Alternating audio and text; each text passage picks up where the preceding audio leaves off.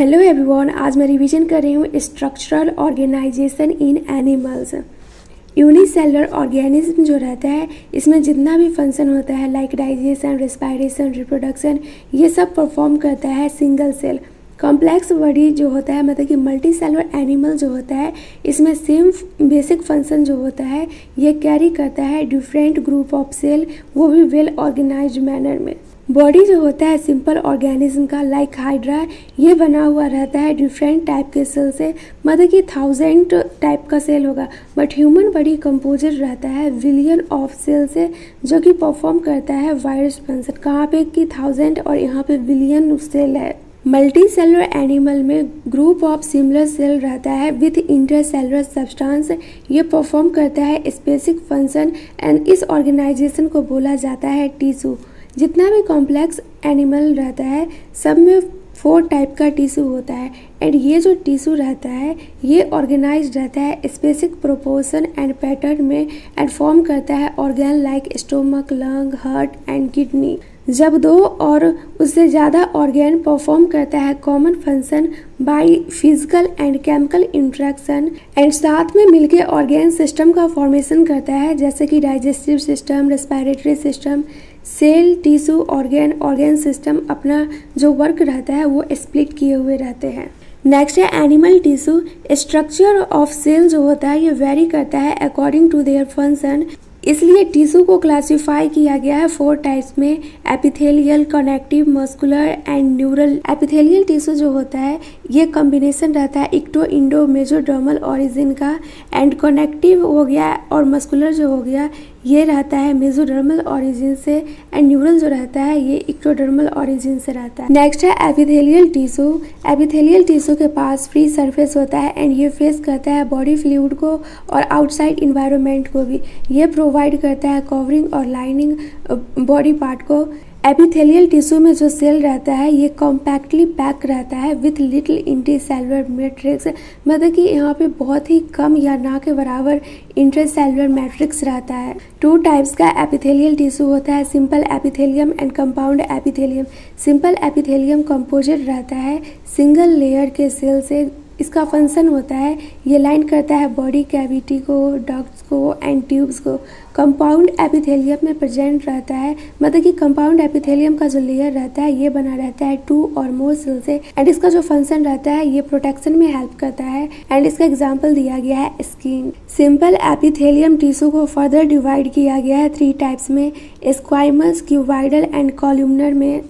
यहाँ पर फिगर दिया गया है, ये है स्क्वाइमस एपिथेलियम, यहाँ पे देख सकते हैं फ्लैटेड सेल है एंड इरेगुलर बाउंड्री है, एंड ये है क्यूबाइडल एपिथेलियम, यहाँ पे क्यूब लाइक सेल है। ये है कॉलमनर एपिथेलियम एंड इसी पे देख सकते हैं सिलिया वियर कर गया है। स्क्वाइमस एपिथेलियम जो रहता है ये बना रहता है सिंगल थीन लेयर से एंड ये फ्लैटेंड सेल है और इसमें बाउंड्री जो रहता है वो इरेगुलर रहता है, एंड ये प्रेजेंट रहता है ब्लड वेसल्स का जो वाल है एंड एयर सैक्स जो लंग्स में है, एंड इसका फंक्शन ये है कि ये डिफ्यूजन बाउंड्री बनाता है। नेक्स्ट है क्यूबाइडल एपिथेलियम। ये कंपोजिट रहता है single layer cube like cell से, एंड ये प्रेजेंट रहता है डक्ट्स ऑफ ग्लैंड्स में, ट्यूबुलर पार्ट, नेफ्रॉन में, मतलब कि किडनी में जो ट्यूबुलर पार्ट रहता है, एंड इसका मेन फंक्शन रहता है सेक्रेशन एंड एब्जॉर्प्शन।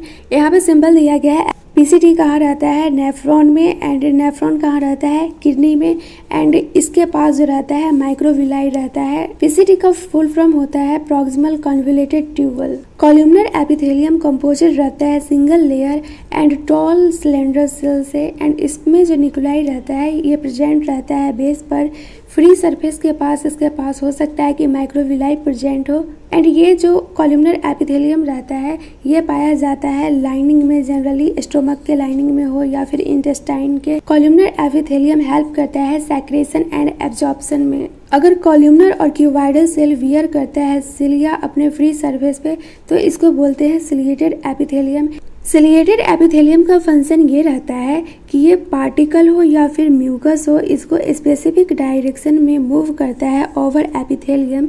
ये मेनली प्रेजेंट रहता है इनर सरफेस हॉलो ऑर्गन में लाइक ब्रोंकियोल्स, फैलोपियन ट्यूब्स। कुछ सेल जो होता है कॉलमनर और क्यूबाइडल सेल का वो स्पेशलाइज हो जाता है सेक्रेशन के लिए, उसको बोलते हैं ग्लैंडुलर एपिथेलियम। ग्लैंडुलर एपिथेलियम जो होता है ये 2 टाइप्स का होता है, यूनिसेलुलर एंड मल्टीसेलुलर। यूनिसेलुलर में होता है प्रेजेंट रहता है सिंगल सेल, उसी को यहाँ पे लिखा गया आइसोलेटेड ग्लैंडुलर सेल, एंड ये जो सिंगल सेल होता है उसको बोलते हैं goblet cell, and goblet cell जो रहता है ये प्रेजेंट रहता है एलिमेंट्री कैनाल में। नेक्स्ट है मल्टीसेलुलर ग्लैंड, तो मल्टीसेलुलर ग्लैंड में प्रेजेंट रहता है क्लस्टर ऑफ सेल, एंड इसका एग्जाम्पल है सलाइवरी ग्लैंड। अगर हम सैक्रेशन का बात करें तो सैक्रेशन के बेसिस पे ग्लैंड जो है ये इसको 2 कैटेगरी में रखा गया है, exocrine and endocrine. Exocrine gland जो रहता है ये सेक्रेट करता है mucus, saliva, ear wax, while milk, digestive enzymes and other cell product, and ये जो प्रोडक्ट रिलीज करता है ये डक्ट और ट्यूब्स के थ्रू रिलीज करता है। नेक्स्ट है इंडोक्राइन ग्लैंड। इंडोक्राइन ग्लैंड के पास कोई भी डक्ट नहीं रहता है, एंड इसका जो प्रोडक्ट रहता है इसको हार्मोन बोलते हैं, एंड ये सेक्रेट होता है डायरेक्टली फ्लूइड में, और इसके वजह से फ्लूइड या ब्लड में, जिसके वजह से ग्लैंड जो रहता है पूरा इसमें बाथ कर जाता है। नेक्स्ट है कंपाउंड एपिथेलियम। कंपाउंड एपिथेलियम बना रहता है मोर देन 1 लेयर सेल से, मतलब कि इसको बोल सकते हैं मल्टी लेयर्ड सेल, एंड इसका लिमिटेड रोल होता है सैक्रेशन एंड एब्जॉर्प्शन में। इसका मेन फंक्शन होता है कि ये प्रोवाइड करता है protection against chemical and mechanical stress से, एंड ये कवर करता है dry surface skin, moist surface buccal cavity, pharynx and pancreatic ducts. यहाँ पे कंपाउंड एपिथेलियम का फिगर दिया गया है, ये है ग्लैंडुलर एपिथेलियम। तो ये फिगर दिया गया है यूनिसेलुलर का, मतलब कि ये यूनिसेलुलर ग्लैंड है। यहाँ पे देख सकते हैं सिंगल सेल है, एंड ये है मल्टी सेलुलर ग्लैंड, तो यहाँ पे देख सकते हैं ग्रुप ऑफ सेल है, एंड ये है कंपाउंड एपिथेलियम जो कि शो कर रहा है मल्टी लेयर सेल, देख सकते हैं मल्टी लेयर सेल है। एपिथेलियम का जो सेल रहता है वो साथ में जुड़ा हुआ रहता है लिटिल इंटीसेलुलर मटेरियल से। नियरली जितना भी एनिमल टिश्यू होता है सब में स्पेशलाइज्ड जंक्शन होता है जो कि प्रोवाइड करता है बहुत स्ट्रक्चरल एंड फंक्शनल लिंक जो कि बिटवीन सेल में होता है। 3 टाइप का सेल जंक्शन होता है जो कि एपिथेलियम में प्रेजेंट रहता है, एंड अदर टिश्यू में भी प्रेजेंट हो सकता है।